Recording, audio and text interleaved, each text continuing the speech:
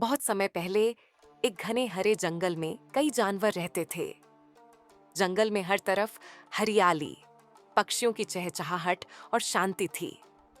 सभी जानवर खुश थे और मिलजुल कर रहते थे। लेकिन उसी जंगल में एक बहुत ही घमंडी शेर रहता था।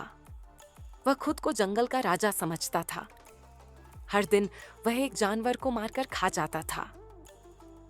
धीरे धीरे सभी जानवर डर में जीने लगे। एक दिन सारे जानवर इकट्ठा हुए और बोले, अगर हम हर दिन खुद एक जानवर शेर को भेज दें तो बाकी सब बच जाएंगे।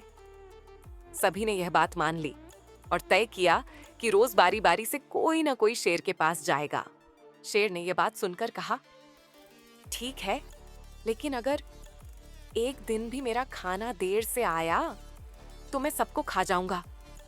जानवर डर गए और रोज अपनी बारी पर किसी न किसी को भेजने लगे। कुछ दिन बाद खरगोश की बारी आई। वो बहुत छोटा था, लेकिन दिमाग से तेज और समझदार था। वो सोचने लगा, अगर आज मैंने कोई चाल नहीं चली तो हम सब मारे जाएंगे। खरगोश जानबूझकर देर से निकला। रास्ते में सोचता हुआ बोला, अब समय आ गया है इस शेर की अकड़ खत्म करने का। धीरे धीरे चलते हुए वो शेर के पास पहुंचा। शेर बहुत गुस्से में दहाड़ा, इतनी देर से क्यों आया छोटे खरगोश? अब मैं तुझे नहीं छोड़ूंगा। खरगोश डरने का नाटक करते हुए बोला, महाराज, मैं तो समय पर निकला था, लेकिन रास्ते में एक और शेर ने मुझे रोक लिया। शेर ने गुस्से में कहा, क्या? दूसरा शेर? मुझे लेकर चल, मैं देखता हूं कौन है वो।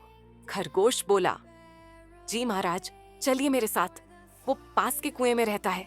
शेर और खरगोश जंगल के रास्ते से गुजरे। हवा में सन्नाटा था, सिर्फ पत्तों की सरसराहट सुनाई दे रही थी। आखिरकार दोनों एक पुराने कुएं के पास पहुंचे। खरगोश बोला, महाराज, यही है वो शेर, इसी कुएं में रहता है। शेर ने कुएं में झांका और उसे अपने ही प्रतिबिंब का चेहरा दिखा।